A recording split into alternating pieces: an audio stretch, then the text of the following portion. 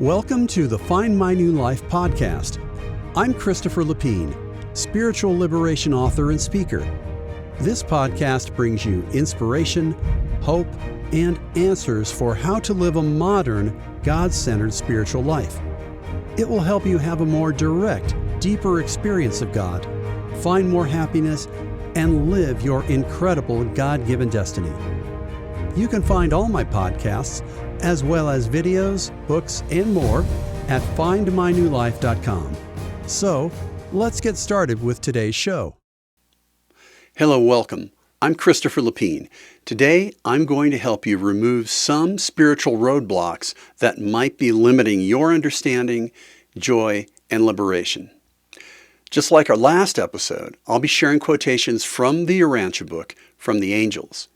Of course, you can also access or buy the Urantia Book online and enjoy the 777-page biography about Jesus, part 4 of that book. Today's episode is The Limitations of Christianity, the Errors and Middlemen. We're going to delve in and look at what happened after Jesus gave his teachings and moved on. Most of it was sincere, unintentional, but it got pretty complicated pretty quickly. This will be especially valuable if you are a Christian looking for better experience of Christ, or if you want to help your community, your church, your Christian community. It's at a crisis right now, like many. Christianity really is in the greatest crisis of its entire existence because it has departed in large part from what Jesus originally taught. So if your desire for truth is strong, if you're open-minded, if you're brave, and if you're willing to discover what God's going to present to you, then come with me today. Again, that's my challenge to you. And I've said this in the last podcast, but I'm not some kind of guru and I don't want to interpret things for you. I'll have a few comments on some of the quotes I read. But generally, it's between you and God, and I have no right to try to judge you or do anything, honestly. This is your life.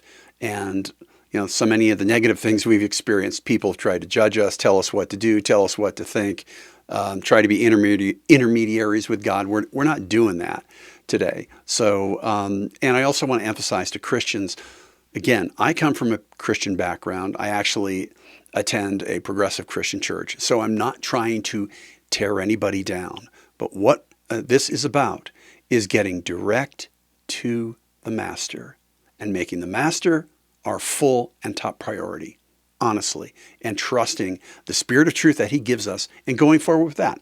So let's take a look at what we've got here. So essentially, much of this is based on, what's your assumption about God?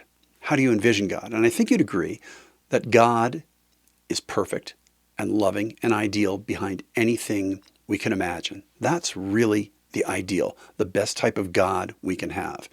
We all agree the world is messed up. There are problems. A lot of people who suffer shouldn't be suffering. It's a mess.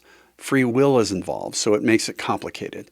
But in the end, if we start with the assumption that God is a perfect, loving divine parent, a perfect loving father, then we can accept that kind love we're feeling within. We can trust that Spirit of truth and trust Him as a little child, and then let Him lead us to all truth. And that's really what it's about today. So go with that spirit today and listen. We're in a modern spiritual crisis. There's no doubt about it. I alluded to it before. Christianity is going through its greatest crisis right now. There is so much going on. Christianity, the spirituality of Christianity, the experience that it's trying to enable cannot keep pace, does not allow a person to keep pace and cope with the challenges of modern life. It's not only the complexity and the speed of the change, but it's also the way our senses are inundated with information. Amazing amounts of information. Our senses are becoming completely saturated with information. And the main culprit right now, of course, is a smartphone, the screen. Mine's laying on the table over here, lying on the table. There it is. I'm putting it down. It's astounding. So we've got tremendous challenges. Everything, almost everything is working against us trying to experience God. So the only thing that's going to work is to follow what Jesus originally gave us, and he knew this time was coming. So where did Christianity go wrong? What are the problems? Again, Christianity has made astounding contributions to this world. It gave us the story of Jesus. It gave us some of the essential teachings and inspired countless hundreds and hundreds of millions of people over the centuries, billions. There's over 2 billion people who are Christians today. But there's been a tremendous amount of problem with that. So let's get back to where it went wrong. Well, the first area, number one, is Christianity made the focus Jesus, completely Jesus. When we compare what he taught to what Christianity teaches, one of the main differences coming out of Peter's initial preaching was the absolute and total focus on Jesus, almost forgetting the Father, forgetting God. It was Jesus. It was all about Jesus. The amazing fact of the resurrection, how he lived his life.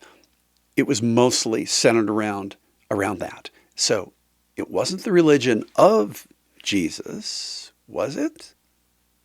No, it was the religion about Jesus. So that was the first big shift. They lost that very, very quickly and kept on it. And the next was the whole salvation model. How are you saved? Let's see, what did Jesus teach? Jesus taught that you accept that you are a child of God. You accept that by faith. You experience God within. You accept that by faith. You know that we're all sisters and brothers. And you also accept that God is going to give you what you need through this faith, and that the path for eternal salvation is serving others, giving, loving as God loves us. The great commandment. In essence, that's it. That's all there is to it. It transcends everything. Jesus said, all the law and the prophets are transcended or extended by that one commandment.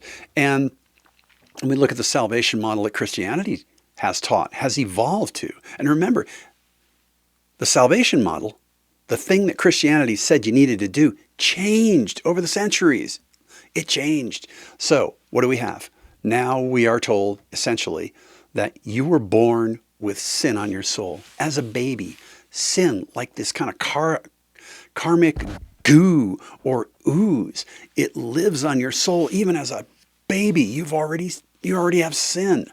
And that if this is not removed, you're going to hell. That's insane. That has no relationship to a loving God. Zero. So that's a major issue right there. It got off track.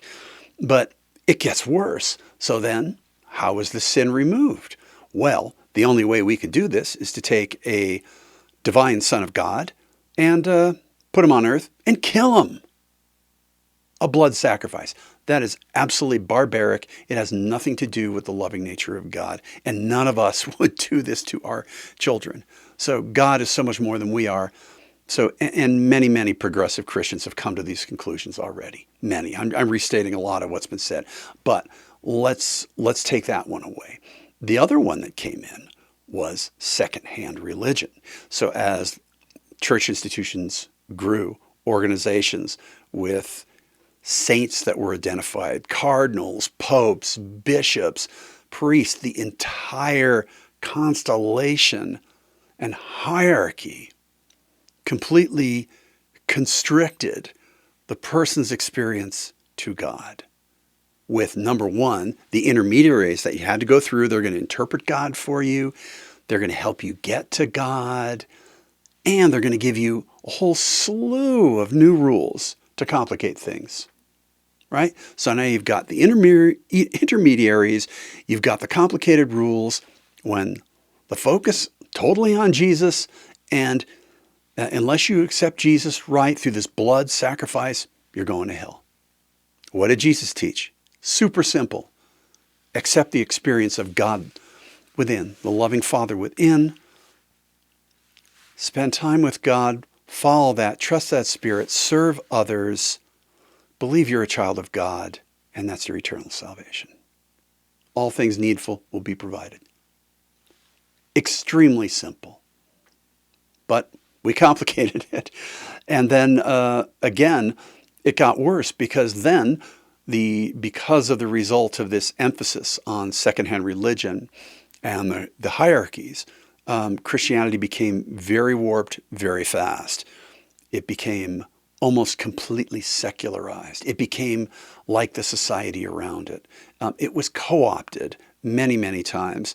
And as you know, that royalty in Europe was oftentimes sanctioned and confirmed by popes. And so, again, extremely different, nothing of what Jesus wanted. And today, Christianity has been almost completely politicized in some areas. And in the United States, there are almost sects of Christianity that are politically identified. And they're very divided. And that's a great, great crisis. So, again, I want to encourage you, if you are a Christian, especially if you're a Christian, to trust the Spirit within and think about a perfect God and what that perfect God would teach through Jesus. Look at the Gospels, look back, and really honestly assess. There were problems in the way the humans reacted to this incredible divine life. When you take that away, if you're not a Christian, I'm sure you have no problem accepting what I'm saying, but you might say, then I don't want Jesus. Either way, don't let negative experiences, don't let these things rob you of an incredible gift of truth and love through your Father, brother, Jesus. That's going to take you direct to God. So let's go forward. I'm going to read some quotations from the Urantia Book, this pre-Christian angelic revelation of truth. That's what's being revealed. This book was written in the 1930s, but it's revealing the original pre-Christian teachings of Jesus as recorded by the angels. So here's what they're saying. It's going to be interesting. Let's go through and see what they have to say about this whole evolution over 2,000 years. The results of Peter's preaching on the day of Pentecost were such as to decide the future policies and to determine the plans of the majority of the apostles in their efforts to proclaim the gospel of the kingdom. Peter was the real founder of the Christian church. Paul carried the Christian message to the Gentiles, and the Greek believers carried it to the whole Roman Empire. So it's those seeds of mistakes that started with Peter's preaching, the emphasis on the resurrection and the person of Jesus as the ultimate triumph and the focus of the religion, that got things off track pretty quickly. Here's another one which talks about Christianity in the 20th century. The 20th century has brought new problems for Christianity and all other religions to solve. The higher a civilization climbs, the more necessitous becomes the duty to, quote, seek first the realities of heaven, unquote, in all of man's efforts to stabilize society and facilitate the solution of its material problems. The emphasis, again, is on first-hand experience of God. Seek first the kingdom of heaven. Let's learn a little bit more about what Christianity gave us, but also the challenges of how it grew and the compromises it made. Do not overlook the value of your spiritual heritage, the river of truth running down through the centuries, even to the barren times of a materialistic and secular age. In all your worthy efforts to rid yourselves of the superstitious creeds of past ages, make sure that you hold fast the eternal truth. But be patient. When the present superstition revolt is over, the truths of Jesus' gospel will persist gloriously to illuminate a new and better way. But paganized and socialized Christianity stands in need of new contact with the uncompromised teachings of Jesus. It languishes for lack of a new vision of the Master's life on earth. A new and fuller revelation of the religion of Jesus is destined to conquer an empire of materialistic secularism and to overthrow a world sway of mechanistic naturalism. Urantia is now quivering on the very brink of one of its most amazing and enthralling epochs of social readjustment, moral quickening, and spiritual enlightenment. There is so much promise. We're on the very brink of an incredible new spiritual era. Here's another quote about challenges to Christianity. Christianity has dared to lower its ideals before the challenge of human greed, war madness, and the lust for power. But the religion of Jesus stands as the unsullied and transcendent spiritual summons, calling to the best there is in man to rise above all these legacies of animal evolution and, by grace, attain the moral heights of true human destiny. Christianity is threatened by slow death from formalism, over-organization, intellectualism, and other non-spiritual trends. The modern Christian church is not such a brotherhood of dynamic believers as Jesus commissioned continuously to effect the spiritual transformation of successive generations of mankind. So-called Christianity has become a social and cultural movement as well as a religious belief and practice. The stream of modern Christianity drains many an ancient pagan swamp and many a barbarian morass. Many olden cultural watersheds drain into this present-day cultural stream, as well as the high Galilean tablelands, which are supposed to be its exclusive source. Again, as Christianity went along, gained new followers, absorbed peoples and belief systems, it compromised, and it was tainted. And it only got worse as time went on. Here's another one. Final commentary on Christianity. Christianity has indeed done a great service for this world, but what is now most needed is Jesus. The world needs to see Jesus living again on earth in the experience of spirit-born mortals who effectively reveal the Master to all men. It is futile to talk about a revival of primitive Christianity. You must go forward from where you find yourselves. Modern culture must become spiritually baptized with a new revelation of Jesus' life and illuminated with a new understanding of his gospel of eternal salvation. And when Jesus becomes thus lifted up, he will draw all men to himself.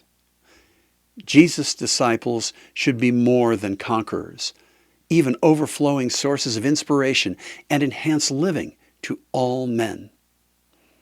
Religion is only an exalted humanism until it is made divine by the discovery of the reality of the presence of God in personal experience. There are very profound implications of moving forward with the original teachings of Jesus, the understanding of his life, the inspiration.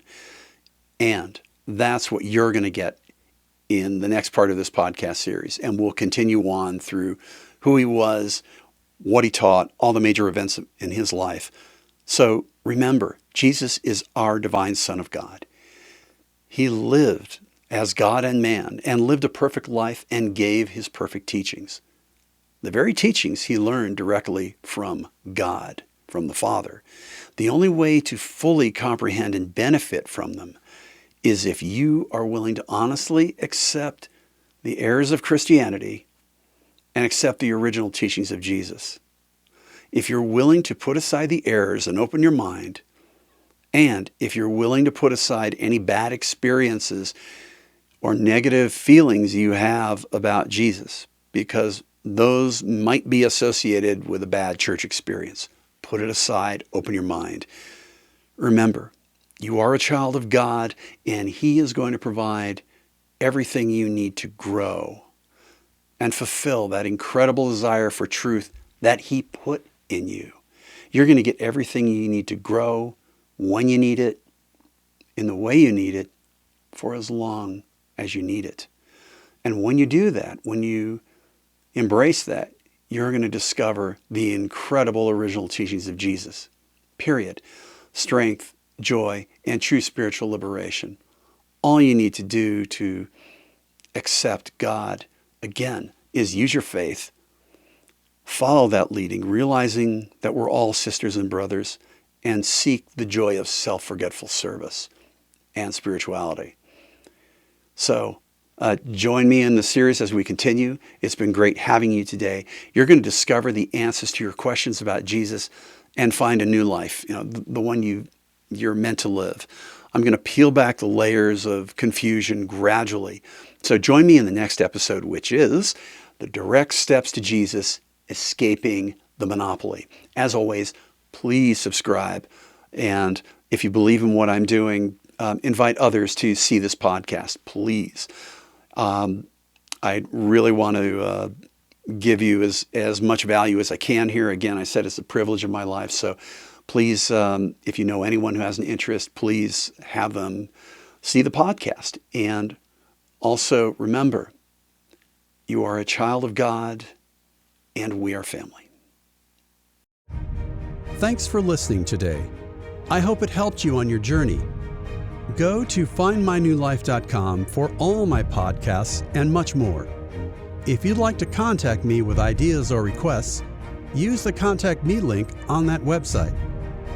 I wish you the best on your spiritual journey. Remember, you are a child of God and we are family. You could claim an amazing destiny. See you next time.